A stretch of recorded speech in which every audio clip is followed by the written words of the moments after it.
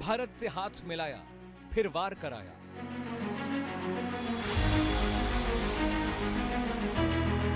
Chabahar पर आखिर किसने खेल रचाया?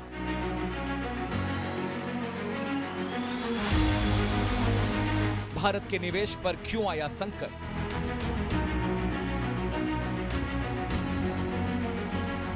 क्या दोस्ती पर भारी पड़ी जंग की आहट?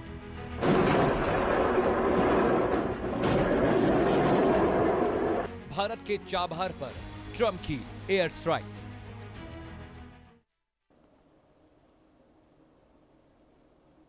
तो चलिए शुरू करते हैं आंकड़े हमारे फैसला आपका। ईरान का चाबहार पोर्ट भारत के करोड़ों डॉलर के निवेश, रणनीतिक योजना और क्षेत्रीय कनेक्टिविटी का एक केंद्र है। लेकिन अमेरिका की एयर स्ट्राइक ने इस पोर्ट के कंट्रोल सिस्टम को नुकसान पहुंचाया और कई बहस खड़ी कर दी है कि क्या अमेरिका को नहीं पता था कि चाबहार में भारत का निवेश है? क्या यह सिर्फ ईरान पर दबाव बनाने की कार्रवाई थी या इसके पीछे बड़ा भू राजनीतिक यानी कि जियोपॉलिटिकल संदेश छुपा हुआ है, मैसेज छुपा हुआ है? क्योंकि चाबहार सिर्फ एक बंदरगाह नहीं है, यह भारत की रणनीतिक पहुंच का गेटवे है और यहीं से भारत अफगानिस्तान, मध्य एशिया और रूस तक पहुंच बनाने की कोशिश कर रहा है। वहीं दूसरी तरफ चाबहार हमेशा चुनौती दे रहा है क्योंकि यह बंदरगाह भारत को पाकिस्तान से दरकिनार कर एक नया रास्ता देता है। अब सवाल कई है, क्या चाबहार पर हमला भारत के लिए सिर्फ एक नुकसान है या फिर बदलती वैश्विक रणनीति का संकेत है? क्या अमेरिका ईरान की जंग में भारत के रणनीतिक हित फंस गए हैं? और क्या दोस्ती की कूटनीति के बीच चाबहार सबसे बड़ा सवाल बन गया है? अब आप चाबहार पर हमले की 3 तस्वीरों को देखिए कि कैसे 3 हमलों के बाद वॉच टावर गिर गया। ये 3 तस्वीरें चाबहार पोर्ट पर हमले की। यह अमेरिका की एयर स्ट्राइक थी। पहला हमला 8 जुलाई को, दूसरा हमला चाबहार पर किया गया और तीसरा हमला चाबहार पर किया गया। ठीक है, आप ईरान को संकेत देना चाहते हैं, लेकिन भारत को नुकसान क्यों पहुंचा रहे हैं? इसका एक अपना रणनीतिक महत्व है। सबसे बड़ी चीज है, जिस वॉच टावर को गिराया गया वो वॉच टावर करता क्या था? वो इस पूरे बंदरगाह की निगरानी करता था, आने जाने पर नजर रखता था। लेकिन अमेरिका ने अगर किया है तो इसके बहुत मायने हैं। क्या अमेरिका को, यूएस को यह पता नहीं था कि भारत यहां पर निवेश कर रहा है, बड़ा निवेश कर रहा है? इस हमले के पीछे संकेत क्या है, यह समझने की जरूरत है। लेकिन अमेरिका ने लगातार छठी रात ईरान पर एयर स्ट्राइक की है। हमले में चाबहार पोर्ट को भी निशाना बनाया गया। चाबहार पोर्ट का मैरीटाइम ट्रैफिक कंट्रोल सेंटर तबाह कर दिया, क्षतिग्रस्त कर दिया। पिछले 1 सप्ताह में कंट्रोल टावर पर तीसरा हमला हुआ। यह टावर पोर्ट पर व्यावसायिक जहाजों की निगरानी करता था। कई सैन्य ठिकानों पर भी हमले किए गए। एयर डिफेंस सिस्टम, लॉजिस्टिक और समुद्री सैन्य ठिकाने पर भी निशाने हो रहे हैं। आखिर यह तलखी क्यों है? यह तबाही क्यों है? और इस तबाही में दूसरे देश क्यों पिसे? इस तबाही में भारत क्यों पिसे? आखिर चाबहार का मैरीटाइम ट्रैफिक कंट्रोल सिस्टम है क्या, वो भी मैं आपको बता देता हूं। असल में समुद्र में जहाजों की आवाजाही पर यह निगरानी रखता था। बंदरगाह में जहाजों की एंट्री एग्जिट को नियंत्रित करता था। रडार और संचार सिस्टम की निगरानी करता था। दुर्घटना और सुरक्षा जोखिम को भी यह कम करता था। आपात स्थिति में रेस्क्यू एजेंसियों से यह समन्वय भी करता था। नौसैनिक और तट रक्षक बल भी इसकी जानकारी का उपयोग करते थे और पोर्ट के सुरक्षित और सुचारू संचालन में यह अपनी अहम भूमिका निभाता था। इसे समुद्र का एयर ट्रैफिक कंट्रोल भी कहा जाता था। समुद्र का एयर ट्रैफिक यानी कि जो हवाई जहाज चलते हैं वो एयर ट्रैफिक कंट्रोल होता था, लेकिन इसे समुद्र का ट्रैफिक कंट्रोलर कहा जाता था। भारत के लिए चाबहार पोर्ट इतना अहम क्यों है, इसका आखिर क्या कनेक्शन है, उसे आप समझ लीजिए। कनेक्शन नंबर 1, 2016 में भारत, ईरान और अफगानिस्तान के बीच चाबहार समझौता हुआ। कनेक्शन नंबर 2, भारत ने 1200 करोड़ रुपए, 12 करोड़ डॉलर यानी कि 1155 करोड़ रुपए का निवेश किया। 2500 करोड़ डॉलर यानी कि करीब 2500 करोड़ रुपए की वित्तीय सहायता का वायदा किया था। कनेक्शन नंबर 3, भारत की सरकारी company India Ports Global Limited इस पोर्ट का संचालन करती थी। Connection number 4, IPGL Shahid Beheshti terminal का संचालन भी करती थी। कनेक्शन नंबर 5, 2024 में पोर्ट संचालन के लिए 10 साल का भारत के साथ ईरान का समझौता हुआ था। और कनेक्शन नंबर 6, चाबहार से भारत को पाकिस्तान से बाईपास करने के बाद एक नया रास्ता मिल गया था। कनेक्शन नंबर 7, इससे अफगानिस्तान तक आपकी सीधी व्यापारिक पहुंच मिलती थी। कनेक्शन नंबर 8, चाबहार के जरिए मध्य एशिया और रूस तक इसकी पहुंच आसान होती थी। और अमेरिका ने इस पर एयर स्ट्राइक कर दी। अब मैप के जरिए मैं आपको समझाना चाहता हूं कि आखिर चाबहार भारत के लिए अहम रूट क्यों है। इसे मैं आपको मैप के जरिए समझाता हूं, मैप के जरिए बताता हूं, आप समझने की कोशिश करेंगे कि आखिर क्यों है। गौर से देखिए, ये भारत है और भारत यहां से ये रास्ता चाबहार का जाता है, यहां से सीधा ओमान की खाड़ी में पहुंचता है। ओमान की खाड़ी से होता हुआ ये सीधे काबुल पहुंचता है, फिर अफगानिस्तान पहुंचता है। यानी कि ये सीधा रास्ता, सुगम रास्ता यहां से होते, इसमें पाकिस्तान आपको कहीं पर भी नहीं दिखाई देता है। ये इसलिए भारत के लिए बहुत महत्वपूर्ण था। लेकिन ईरान पर जो एयर स्ट्राइक हुआ है वो अमेरिका के कहां कहां हमले किए गए हैं ये भी मैं आपको बता देता हूं। ईरान पर अमेरिका लगातार एयर स्ट्राइक कर रहा है। पिछले 6 दिनों में अमेरिका ने कहां कहां पर हमले किए ये भी मैं आपको बता देता हूं।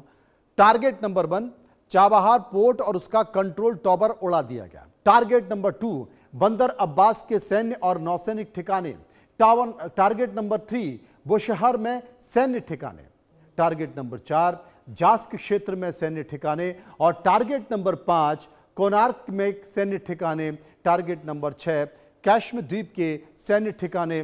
टारगेट नंबर 7, ईरान शहर एयरपोर्ट के पास जो आसपास हमले वहां पर किए गए। टारगेट नंबर 8, तटीय निगरानी केंद्र और एयर डिफेंस सिस्टम पर हमले किए गए। टारगेट नंबर 9, सैन्य लॉजिस्टिक और नौसैनिक ढांचों पर भी हमले लगातार अमेरिका की तरफ से किए जा रहे हैं, एयर स्ट्राइक की जा रही है। चाबहार पोर्ट पर अमेरिका के हमले से भारत को क्या नुकसान होगा, कितना नुकसान होगा, यह भी मैं आपको बता देता हूं। भारत के निवेश पर बड़ा खतरा होगा। इसके साथ साथ भारत ने चाबहार से 12 करोड़ डॉलर का निवेश किया है, वहां पर किया है भारत ने। व्यापार प्रभावित होगा। अफगानिस्तान और मध्य एशिया का व्यापार प्रभावित हो सकता है। बाईपास रूट पर असर पड़ सकता है। पाकिस्तान को बाईपास करने वाला जो रास्ता है वो प्रभावित हो सकता है। आईपीजीएल के संचालन पर असर पड़ सकता है।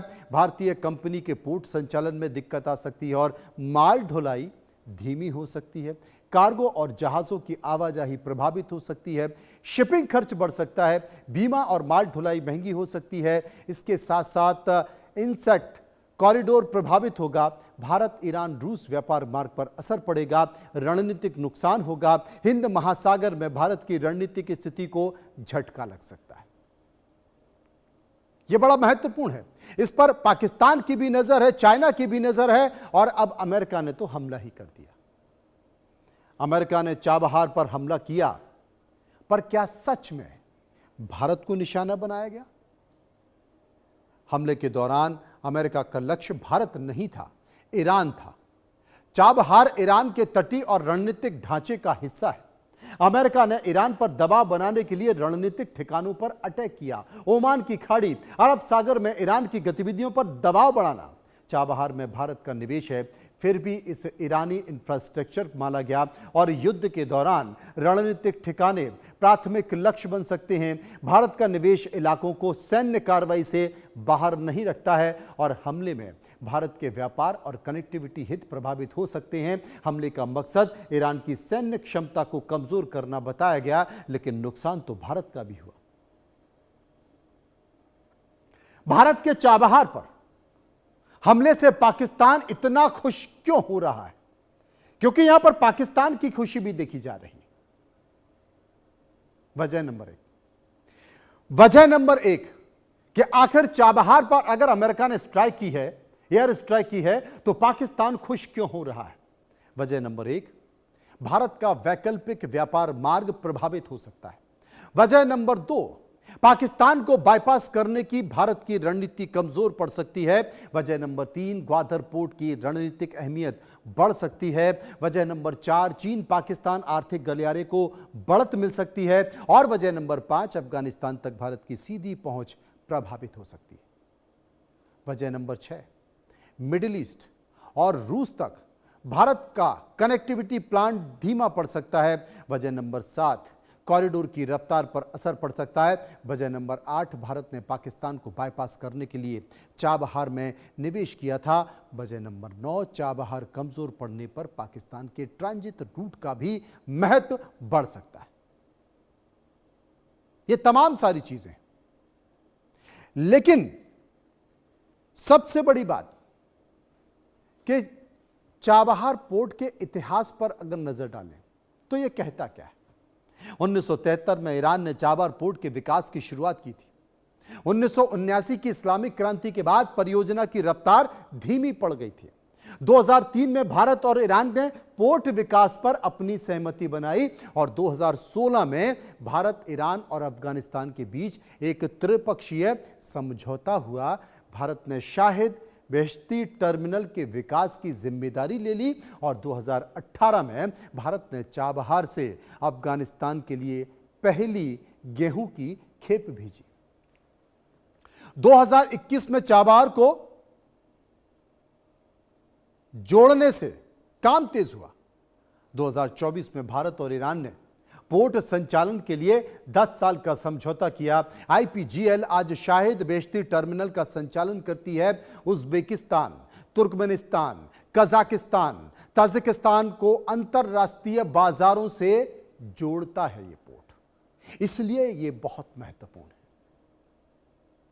इस मसले पर हमने एक सर्वे भी कराया।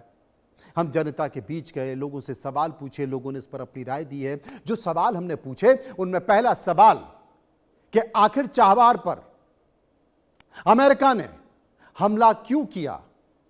क्योंकि भारत का वहां पर निवेश था। जो सवाल हमने पूछा उनमें पहला सवाल आपकी टीवी स्क्रीन पर, पहला सवाल आप देख सकते हैं कि क्या अमेरिका का चाबहार पोर्ट पर हमला भारत के रणनीतिक हितों पर सीधा प्रहार था? 72% लोगों ने कहा हां, यह सीधा प्रहार था। 15% लोगों ने कहा असर इसका सीमित रहेगा। 13% लोगों ने कहा नहीं, यह सिर्फ ईरान पर हमला है।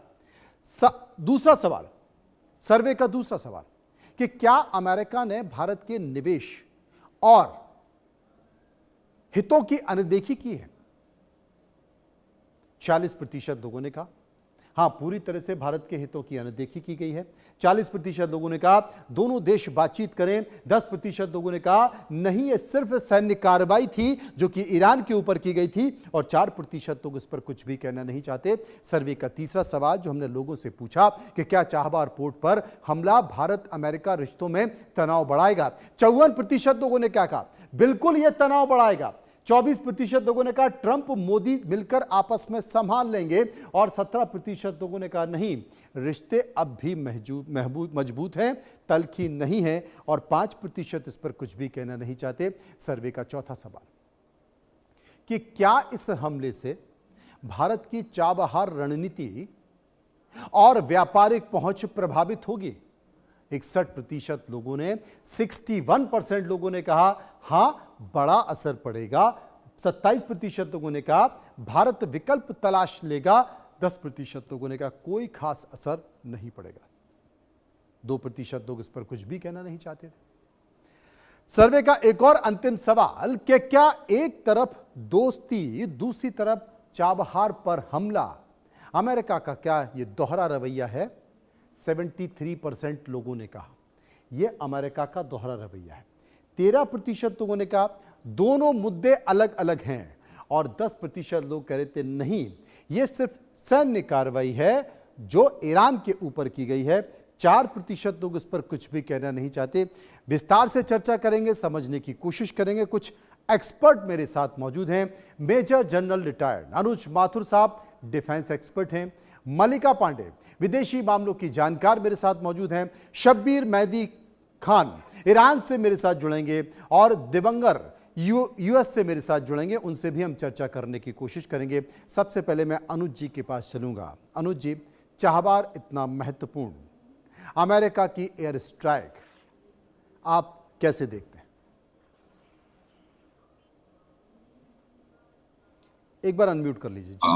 जय हिंद मनोज जी। देखिए, मैं थोड़ा सा जो आपके जो सर्वे है उसकी जो मेजोरिटी से थोड़ा सा अलग जाने का प्रयास करूंगा जी प्लीज। देखिए, ये युद्ध अमेरिका और ईरान के बीच में है और चाबहार पे हमले अमेरिका क्यों कर रहा है? अमेरिका ये जानता है कि अब अगर ईरान को मिलिटरीली तो कहीं ना कहीं दबा पाने में वो सक्षम नहीं रहा, तो अगर ईरान को अब दबाना है तो ईरान को इकोनॉमिकली चोक करने की जरूरत है। तो आप अगर स्टेट ऑफ हॉर्मुज पर ब्लॉकेड लगाएंगे तो उससे अब जो हॉर्मुज के अंदर से जो प्रवाह हो रहा है ऊर्जा का या शिपमेंट का, वो उसके ऊपर आप रोक लगाएंगे। चाबहार जो है वो स्टेट ऑफ हॉर्मुज के बाहर है और अमेरिका ये नहीं चाहता कि ईरान स्टेट ऑफ हॉर्मुज के बाहर से भी अपनी इकोनॉमिक एक्टिविटी को चालू जारी रख सके। ये उनका मकसद है और मेरा ये मानना है कि ये एक बहुत सोची समझी मिलिट्री स्ट्राइक है ईरान के इकोनॉमिक एसेट्स के ऊपर। ये भारत का इन्वेस्टमेंट वहां पर है, इस वजह से मेरे को नहीं लगता स्ट्राइक हुई है। स्ट्राइक इस वजह से हुई है कि वो ईरान के जो जो जो इकोनॉमिक एक्टिविटी है उसको कहीं ना कहीं बाधित करना अमेरिका का प्रयास है। अमेरिका मुझे लगता है काफी डेस्परेट अभी कंडीशन में आ गया है। अब दूसरी चीज ये है कि नेचुरली जब हमारा इन्वेस्टमेंट है, उनको भी पता है हमारा इन्वेस्टमेंट है, लेकिन ये जैसे कि आप थोड़ी देर पहले एक शिप पर हमला हुआ था, उसमें 3 भारतीय सेलर्स की जान गई थी। तो वो हमला इसलिए नहीं हुआ था क्योंकि उस शिप में सेलर्स भारतीय सेलर्स दुनिया की हजारों शिपिंग कंपनीज में अलग अलग जगह काम कर रहे हैं। ये उस शिप पे हमला किया था जो शायद ईरान के कहने पर या ईरान की शर्तों पर या इसलिए उस पर हमला हुआ था। इसी प्रकार से मेरा मानना है कि चाबहार पर भी हमला एक मिलिट्री टारगेट है जो कि चाहता है कि ईरान की इकोनॉमिक एक्टिविटी को बाधित किया जा सके। इस वजह से अमेरिका वहां पर हमले कर रहा है। उसका मनोज जी, आप स्वयं सोचिए कि भारत के ऊपर हमला करने का क्या आइडिया है अमेरिका का? भारत पे हमला क्यों करेगा America? I don't think so it is correct. तो मेरा यह मानना है कि उन्होंने वहां पर इसको बाधित करने का प्रयास किया है। लेकिन एक बात मैं आपको बता सकता हूं कि भारत ने चाबहार का जो आई एम श्योर जो भारत की जो नीति रहेगी वो चाबहार पर इन्वेस्टमेंट को खत्म करने की कभी भी नहीं होगी। हमारे ईरान से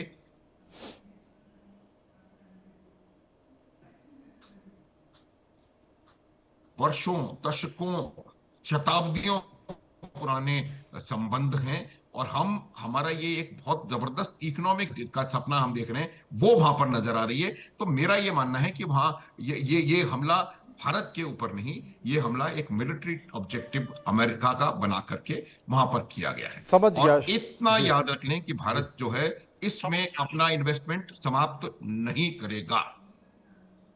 शब्बीर मेहदी मेरे साथ मौजूद है। शब्बीर साहब, आपने अनुज जी को सुना, उन्होंने कहा कि ये सिर्फ और सिर्फ ईरान पर हमला है, भारत पर हमला नहीं है। उन्हें पता था, जानकारी उन्हें थी कि यहाँ पर भारत का इन्वेस्टमेंट है। बावजूद इसके ईरान क्या देखता है, ईरान में बैठे लोग क्या समझते हैं, आप क्या मानते हैं? जी, बहुत बहुत शुक्रिया। आपको प्रणाम और नमस्कार। पैनलिस्ट को हम भी नमस्कार कहते हैं, आपके दर्शकों को भी नमस्कार और thank you for having me.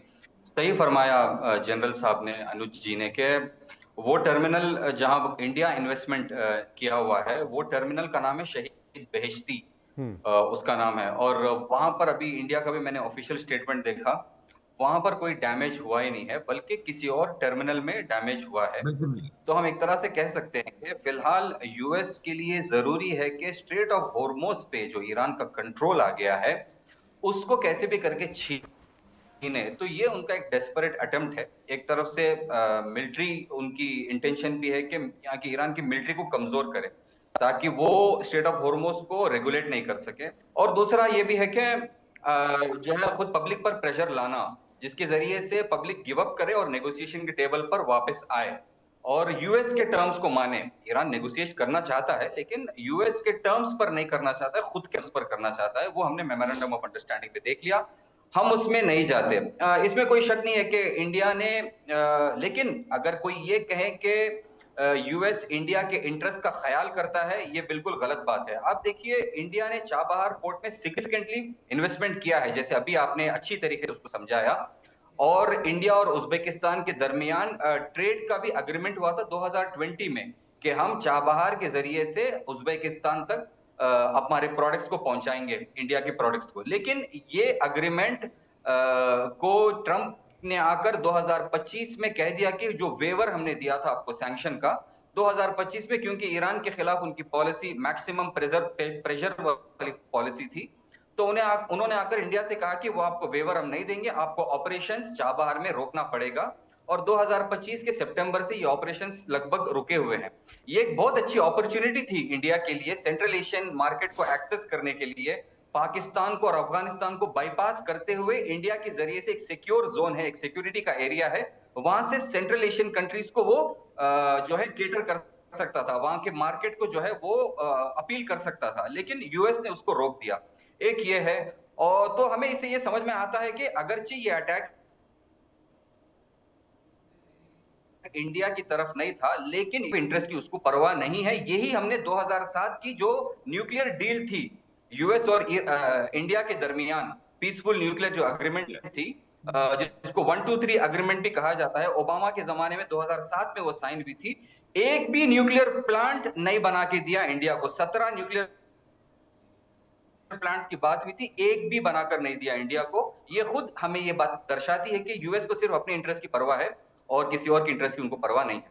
मल्लिका पांडे जी मेरे साथ मौजूद हैं। मल्लिका जी, साफ तौर पर दिखाई दे रहा है, क्योंकि इस तरह के युद्ध में इस तरह की घटनाएं घटती हैं, लेकिन सबसे बड़ा सवाल है कि वो अमेरिका जो भारत की तारीफ करता था, भारत के साथ खड़ा रहता था, भारत के स्वर में स्वर मिलाकर हमेशा बात करता था, अब वही अमेरिका, वही यूएस, वही ट्रंप अब 100% टैरिफ लगाने की बात कर रहे हैं और चाबहार पर आप हमला कर रहे हैं, एयर स्ट्राइक कर रहे हैं, ये जानते हुए कि भारत का रणनीतिक महत्व बहुत है और सबसे बड़ी बात है कि भारत वहां पर इन्वेस्टमेंट भी कर रहा है।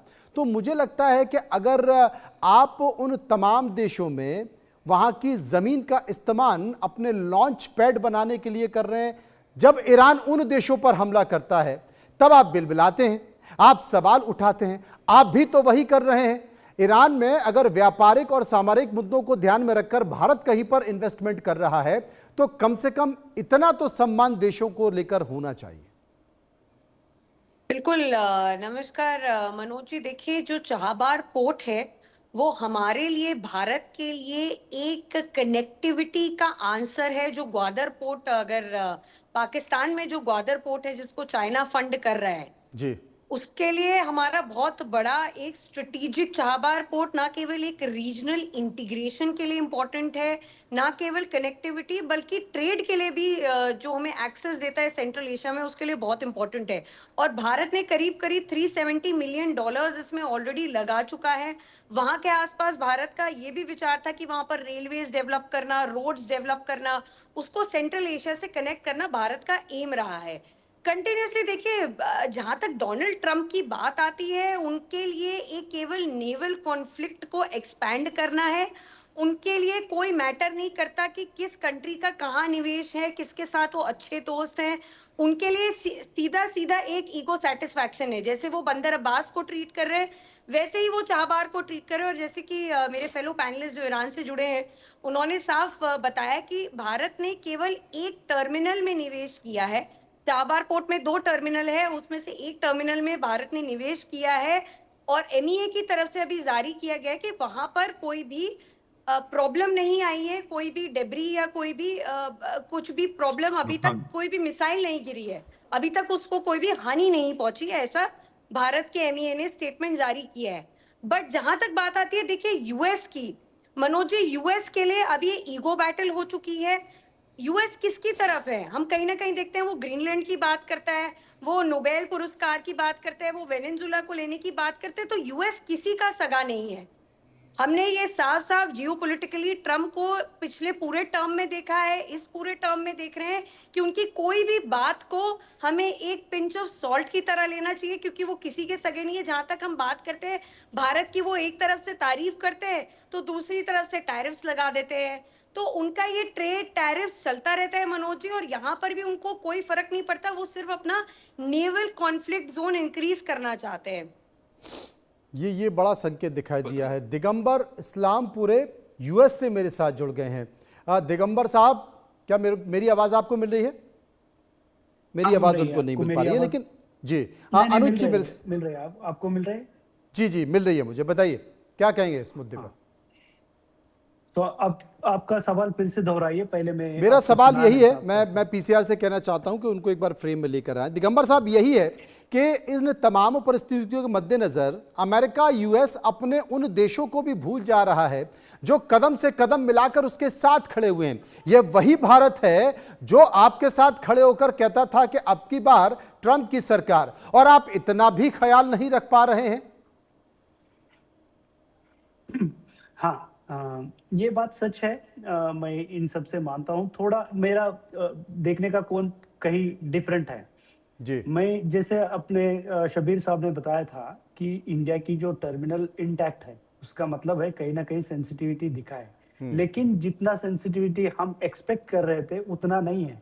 क्योंकि जैसे आप ये भी देख लीजिए, जैसे इंडियन ओशन में शुरुआत में जब अपने ईरान के सैनिक आए थे, नेवल सोल्जर्स आए थे, उनके नेवी के सेलर्स आए थे अपने एक्सरसाइज में, उनको इंडियन ओशन में एग्जैक्टली इंडिया का ओशन पार करते ही किया अटैक। जैसे उनको टेक्निकली आप देखा जाए तो वो बोलेंगे कि नहीं, हम तो आपकी सेंसिटिविटी रेस्पेक्ट कर रहे हैं, लेकिन स्पिरिचुअल में, इन स्पिरिट में वो थोड़ा कम है, ये मैं मानता हूँ। क्योंकि जितना ज्यादा हम एक्सपेक्ट करते हैं यूएस से, और लेकिन यहाँ पे अभी सिचुएशन ऐसी है यूएस, जैसे अपनी मलिका जी भी बता रहे थे कि अभी US is only looking after its own interest. जैसे मैंने पहले भी बताया, अभी भी दोहरा रहा हूँ कि अभी ऐसा सिचुएशन आ गया है कि अब we are entering probably in a situation जहाँ पे लगभग 19वीं सदी या अर्ली 20th सेंचुरी की तरह जा रहे हैं, जहाँ पे हर देश अपना अपना प्रोटेक्शन करे। क्योंकि कोई किसका प्रोटेक्शन या मल्टीलेटरल फोरम्स को हम लोग जितना ट्रस्ट रखते थे उतना ट्रस्ट अभी रख पाना बहुत ही डिफिकल्ट है। क्योंकि अमेरिका को जिस तरीके को उनको अगर चाहिए तो वो दोनों पोर्ट पे, दोनों टर्मिनल पे अटैक करते थे, लेकिन वैसा नहीं किया। कहीं ना कहीं थोड़ा सेंसिटिविटी तो दिखाया, लेकिन जितना हम लोग एक्सपेक्ट करते हैं उतना तो नहीं दिखाया। लेकिन आप ये सब चीजों को दूसरे देशों से भी कंपेयर करिए। अब मैं ये मानता हूँ कि ये जो हो रहा है वो गलत हो रहा है, मैं इसमें कोई दो राय नहीं है। लेकिन अब आप कनाडा को देखिए, पड़ोस है अमेरिका को, मेक्सिका को देखिए, उनको किस तरीके से डील कर रहे हैं, फ्रांस को देखिए किस तरीके से डील कर रहे हैं, ब्रिटेन को देखिए किस तरीके से डील कर रहे हैं, इटली को देखिए जिस तरीके से डील कर रहे हैं। ये तो उनके अपने से भी ज्यादा उनके अलायंस रहे, उनके नेटो का अलायंस है, वहां पे रेस्पेक्ट नहीं मिल रहा है। आप एक्सपेक्ट कर रहे हैं भारत को कि हमारा थोड़ा और ज्यादा एक्सपेक्टेशंस रहे और उनको अमेरिका रेस्पेक्ट करे। अभी सिचुएशन ऐसा नहीं है। लगभग अभी अमेरिका को, जैसे अपने पैनलिस्ट ने भी बोले थे, उनको टॉप प्रायोरिटी में आती है उनके इंटरेस्ट। अगर जहां अकोमोडेट थोड़ा बहुत कर सकते वहां तो अकोमोडेट कर रहे हैं, लेकिन वो अकोमोडेशन इंडिया को ट्रबल कर सकता है। क्योंकि एक पोर्ट तो ऑपरेशन है, वो टेक्निकली करेक्ट है, लेकिन स्पिरिचुअली बाकी का सब डैमेज है, तो उसमें कितना नुकसान हो सकता है, एक कनेक्टिविटी पे कितना असर बढ़ सकता है, वो तो एक्सपर्ट्स बताएंगे। अभी जैसे एमईए ने कंफर्म किया है कि इंडिया का टर्मिनल अभी भी इंटैक्ट है। जैसे शबीर साहब ने भी बताया कि वो टर्मिनल अभी भी इंटैक्ट है, लेकिन एक्टिव वार जोन हो चुका है। इंडिया ने भी कहीं ना कहीं डी रिस्क का स्ट्रेटजी अपनाया है, जैसे अर्लियर ऑफ 2026 एंड 2025 लेट में उन्होंने अपना ऑपरेशंस को कहीं ना कहीं लोकल ईरानियन कंपनी को सौंपा है। लेकिन ये सारे चीजें अगर आप मोटे तौर पे देखेंगे तो इंडिया के लिए काफी डिफिकल्ट सिचुएशन में खड़ा कर सकते हैं कनेक्टिविटी को लेके। अनुज जी मेरे साथ मौजूद लेकिन है। जी जी अनुज जी मेरे साथ मौजूद है। हाँ। अनुज जी, इन तमाम परिस्थितियों के मद्देनजर जो घटनाएं घट रही हैं उन घटनाओं के हिसाब से, क्योंकि दिगंबर साहब ने तो ये कह दिया है कि भाई देखिए वो तमाम ऐसे उनके अपने लोग हैं, उनके साथ किस तरह का व्यवहार कर रहा है, यानी कि हम ये मान लें कि साहब हमारे ऊपर बहुत एहसान कर रहे हैं इस तरह का व्यवहार कर कर, और हमको इसके लिए बड़ा कृतज्ञ होना चाहिए। अनुज जी, तमाम सारी नहीं, मैं बिल्कुल वो नहीं बोल रहा हूँ। मनोज जी, मैं ये नहीं बोल रहा हूँ। मैं ये पर्सपेक्टिव में देखना चाहता हूँ, क्योंकि कई सारे लोग क्या होता है कि इंडिया का न्यूज़ ही देख लेते कि जैसे ऐसा ना हो जाए कि यूएस सिर्फ इंडिया के खिलाफ ही ऐसे कर रहे। ऐसा नहीं है। ये मेरा मेन पॉइंट है। नहीं, आपका ये मेन पॉइंट हो सकता है, लेकिन हाल के दिनों में हम डोनाल्ड ट्रंप साहब की हरकतें देख रहे हैं। मैं इनको हरकतें कहूंगा। मैं कैसे बता रहा हूं हरकतें, कि वो सबको पता है कि पाकिस्तान में आतंकवादी पलते हैं, उसके बावजूद सबको पता है कि पहलगांव में हमला किया, भारत ने ऑपरेशन सिंदूर में जवाब दिया। उसके बाद वो क्या कहते हैं, मुल्ला मुनीर के बारे में वो क्या कहते हैं, उनको एक महान सेना अध्यक्ष बताते हैं, रेड कारपेट बिछाकर उनका स्वागत करते हैं, पाकिस्तान के प्रधानमंत्री को महान प्रधानमंत्री बनाते हैं, और वो कहते हैं कि पाकिस्तान इसलिए खुशकिस्मत है कि उनके पास एक महान सेना अध्यक्ष है।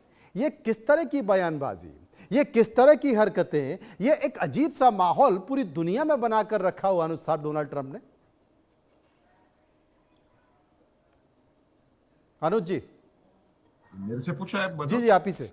हाँ, देखिए मनोज, बिल्कुल बिल्कुल बिल्कुल क्लियर है। पाकिस्तान, अमेरिका का दोगलापन कहीं भी दुनिया में कहीं भी छुपा हुआ नहीं है। लेकिन मैं थोड़ा सा इनके साथ थोड़ा सी सहमति दिखाना चाहूंगा दिगंबर जी के साथ। देखिए, अमेरिका का जो एटीट्यूड, उनको कोई फर्क नहीं पड़ता कि सामने कौन है। मैं आपको गारंटी के साथ बता सकता हूं कि जिस समय, जो कि ख्वाजा आसिफ ने खुद कहा कि अमेरिका पाकिस्तान को कैसे ट्रीट करता है, वो इसीलिए क्योंकि सारी दुनिया इस बात को जानती है कि अमेरिका को कोई फर्क नहीं पड़ता सामने कौन है। अमेरिका की डिक्शनरी में इक्वालिटी नाम का कोई शब्द नहीं है। अमेरिका के राष्ट्रपति का जो अहंकार है, वो साउथ अफ्रीका के राष्ट्रपति को 9.5 घंटे अपने ऑफिस के बाहर बैठा करके इंतजार करवा सकता है, फ्रांस के राष्ट्रपति को कुछ कह सकता है, इजराइल के प्रधानमंत्री को टेलीफोन पे गाली दे सकता है। तो ये बात बिल्कुल क्लियर है कि जब आपके अंदर इतना अहंकार है और आपको इस बात का बहुत घमंड है कि हम कुछ भी कर सकते हैं, दुनिया की सबसे बड़ी ताकत है और हम ये हैं, हम वो हैं, तो आपको उनसे कोई फर्क नहीं पड़ता। मैं बता रहा हूं आपको कि अमेरिका को कोई फर्क नहीं पड़ता। अमेरिका को असीम मुनीर की जरूरत थी पश्चिम एशिया में और गाजा में, दोनों जगह। इसलिए उसने असीम मुनीर को गोदी में बैठाया, और जिस दिन वो जरूरत खत्म हो जाएगी, आज आप देख लें 25 दिन से ट्रंप के मुंह से ना तो पाकिस्तान निकला है, ना मुनीर निकला है, ना शहबाज निकला है। आप चेक कर सकते हैं इस बात को। तो जब उसका काम खत्म हो जाएगा, वो उनको डंप कर देगा और उसको कोई फर्क नहीं। आप ये सिर्फ हम ये बात कर रहे हैं कि हमला यहाँ पर चाबहार में किया, बांग्लादेश में अमेरिका क्या करवा रहा है, उसका भी टारगेट भारत है। नेपाल में अमेरिका ने क्या करवाया, उसका भी टारगेट भारत था। भारत से तो ओपन उन्होंने, मैं वही अनुसार मैं उसी बात का जिक्र कर रहा हूं कि जितने भी भारत के पड़ोसी देशों में घटनाएं घट रही हैं, भारत के खिलाफ स्वर निकल रहे हैं, भारत के खिलाफ हरकतें हो रही हैं, उसमें कहीं ना कहीं अमेरिका दिखाई दे रहा है और डीप स्टेट दिखाई दे रहा है। निश्चित रूप से, यही मैं कह रहा हूं, निश्चित रूप से ये जो घटनाएं घट नहीं रही हैं, ये घटनाएं घटवाई जा रही हैं अमेरिका के द्वारा। क्योंकि देखिए, अमेरिका को दो चीजों की को देखना है यहां पर। एक, चीन का बढ़ता हुआ प्रभुत्व, और हिंद महासागर में चीन की मौजूदगी, वो अमेरिका को मंजूर नहीं है। और दूसरा, भारत एक पोटेंशियल अमेरिका का कंपेटिटर है, वो इस बात को समझता है, इसलिए वो भारत के खिलाफ कुछ भी करने को तैयार है, ये आप मान के चलिए। और ये जितनी भी चीजें हमारे चारों तरफ हो रही हैं, पाकिस्तान, ये वही ट्रंप है। 1 जनवरी 2018 का स्टेटमेंट आप उठा के देख सकते हैं मनोज जी। उन्होंने कहा था कि हमने पाकिस्तान को अरबों खरबों डॉलर दिए और उन्होंने इन डॉलरों को आतंकवाद में प्रयोग में लाया। तो ये, और इसके एवज में हमको सिवाय लाइज एंड डिसीट, ये उसके वर्ड्स हैं। तो इनका कोई भरोसा नहीं होता है। लेकिन मैं इतना बता सकता हूं आपको कि अमेरिका डेफिनेटली, उनका एक उनके उनके कैनवस में कहीं ना कहीं ये चीज है कि वो भारत को उभर करके एक बहुत बड़ी सामरिक और आर्थिक शक्ति बनने देना नहीं चाहते। इसीलिए जो भारत के चारों तरफ हो रहा है काम, और ये जो टर्मिनल के ऊपर हमला हो रहा है, जो भारत के आर्थिक इंटरेस्ट हैं उनके ऊपर भी वो जाने अनजाने हमला कर रहे हैं। लेकिन इस पर्टिकुलर केस में, मैंने आपको थोड़ी देर पहले भी बताया जी। था, मैं थोड़ा सा भिन्न मत रखता हूं। लेकिन अमेरिका की भारत से शत्रुता छुपी हुई नहीं है। आप जी। कितना भी, हर एक दोनों चीजें मनोज जी अलग अलग देखी जानी चाहिए। हमारे ट्रेड रिलेशंस एक तरफ हैं, हमारे रणनीतिक संबंध दूसरी तरफ हैं, हमारे और किस्म, तो ये जो चीजें देखने की आवश्यकता है। हम ट्रेड लगातार करते रहेंगे। ट्रेड हमारा चीन के साथ भी है, ट्रेड हमारा सारी दुनिया के साथ है, शायद पाकिस्तान के अलावा। तो मेरा ये मानना है कि ये जो अमेरिका का काम करने का तरीका है, आप याद कीजिए हेनरी किसिंजर, वो इंडियन नहीं था।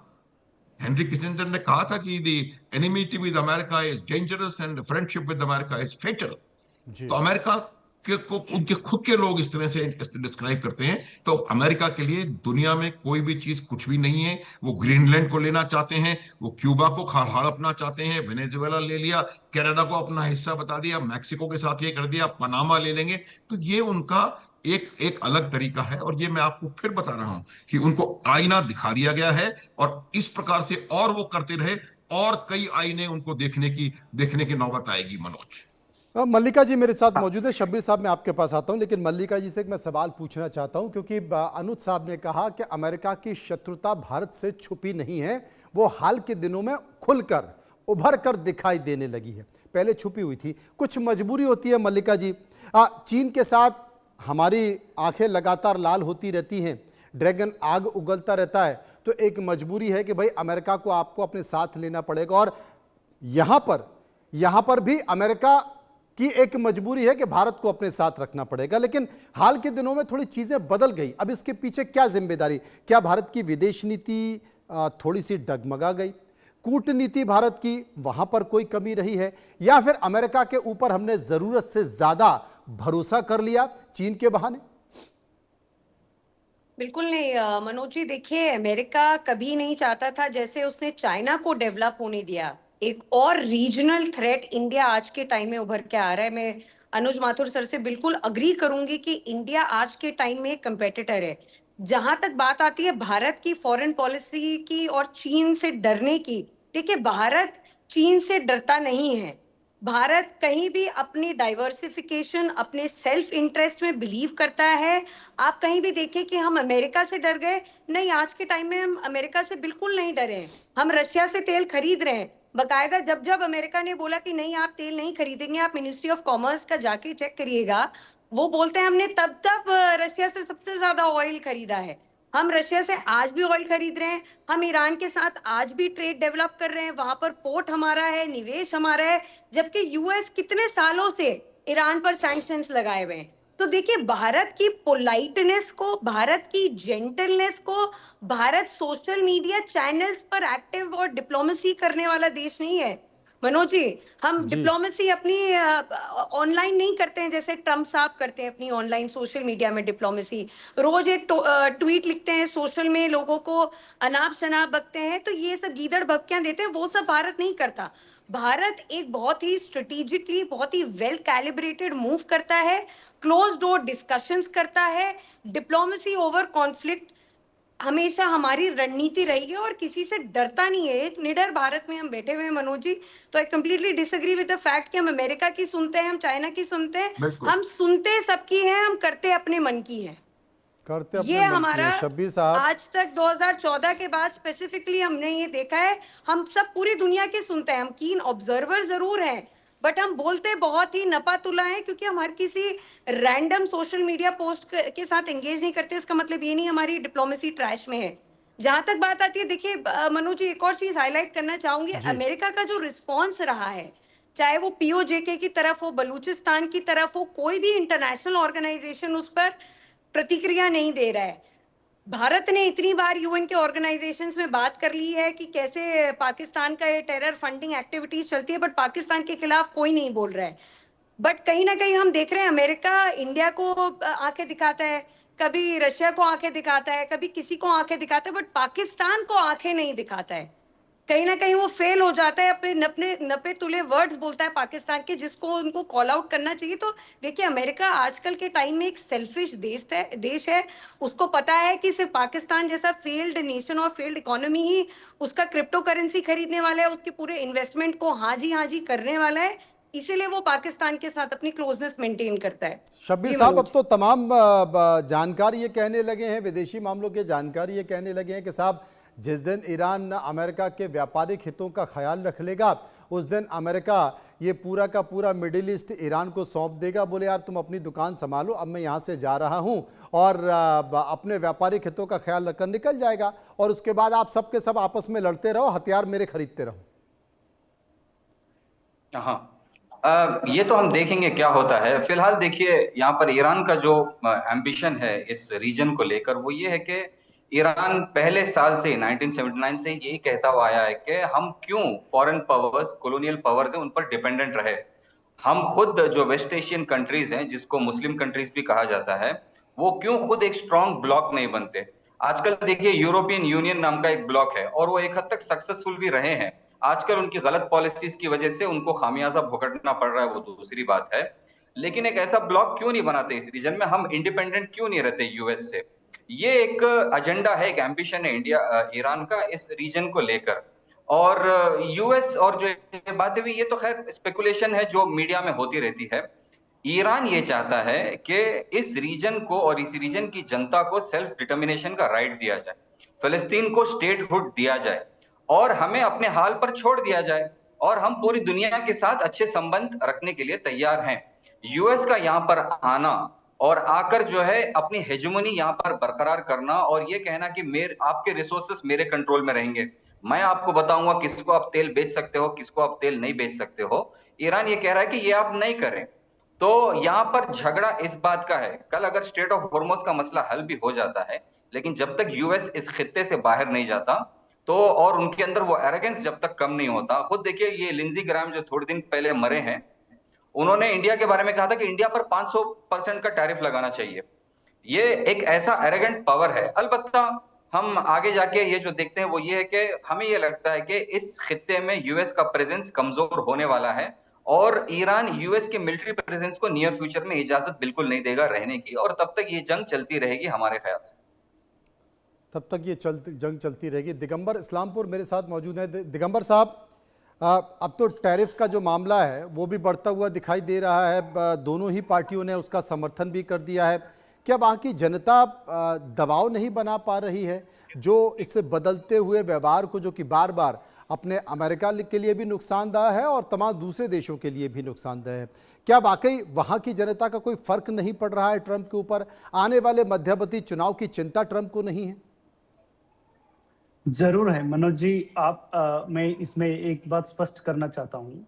ट्रंप जो है वो सिम्टम है, वो उनके एक रीजन नहीं है। ट्रंप अपने आप में एक उभर के नहीं आए। वहाँ के सबसे बड़ा तत्व, जो एक बहुत बड़ी डेमोग्राफी जिनको हमें कहे जाए, वो उनके पीछे है। वो मागा बोला जाता है जिसको, कि उनको ये चाहते हैं। तो जो भी ट्रंप अपने को मर्कुरियल है पर्सनालिटी में, विम्सिकल है, वो कभी भी अपने बयानबाजी बदल देते हैं, उसमें कोई डाउट नहीं। अपने बिजनेस इंटरेस्ट को ख्याल रखते हैं, उसमें कोई डाउट नहीं है। लेकिन उनकी जो सोच समझी रणनीति है, ये सब चीजें जो आप बता रहे हैं, ये कोई ऐसा ट्रंप उठा के ऐसा आज हमको अटैक करना, ऐसा नहीं होगा। क्योंकि उसके पीछे प्लानिंग है, उसके पीछे एक बहुत बड़ा सपोर्टिंग ग्रुप है। वो सपोर्टिंग ग्रुप लॉबी कर रहा है, अपने को ये चाहता है। तो इसमें एक उनकी एक ब्लॉक है मागा ग्रुप, उनको सपोर्ट ये करने के लिए ये हुआ। अभी कुछ दिन पहले अमेरिका के एक्सपर्ट्स ने भी इस बात पे मान चुके हैं। आप अभी कोर्ट ने इसको इनकार किया, जिस तरीके से आप टैरिफ से बात कर रहे हैं। कोर्ट में तो इनको बोले कि इट इज नॉट वैलिड, आपको रिफंड करना है। लेकिन अभी ऐसा सिचुएशन, माहौल ऐसा हो गया, अभी शॉर्ट टर्म में इसको नहीं किया जाता है। इसका एक इकोसिस्टम बन गया है, इसके पास एक रेवेन्यू बन गया, इसके पास ऊंचे प्लेयर्स लेकिन जो इकोसिस्टम में जो प्लेयर्स होते हैं, स्टेक होल्डर्स होते हैं, वैसे एक स्टेक होल्डर बन गया। गवर्नमेंट को पैसा मिल रहा है, अभी इसको जी। तोड़ दे तो कैसा तोड़ दे, ये रिफंड कहाँ से करेंगे? जी। ऐसे सिचुएशंस, हालात पैदा हो रहे हैं। और मैं अनुज माथुर के हिसाब से बिल्कुल सहमत हूँ।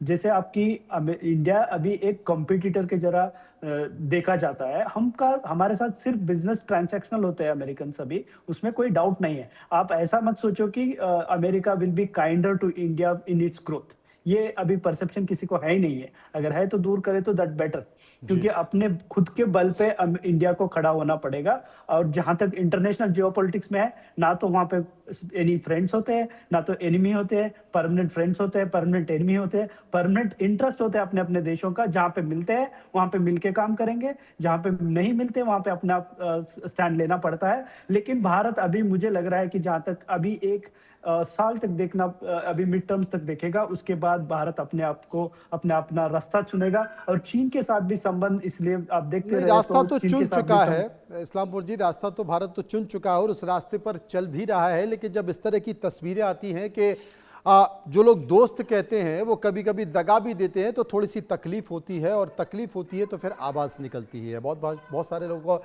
शुक्रिया करूंगा जो मेरे साथ चर्चा कर रहे थे। समय का अभाव है, अनु साहब माफ़ी चाहता हूँ। फिलहाल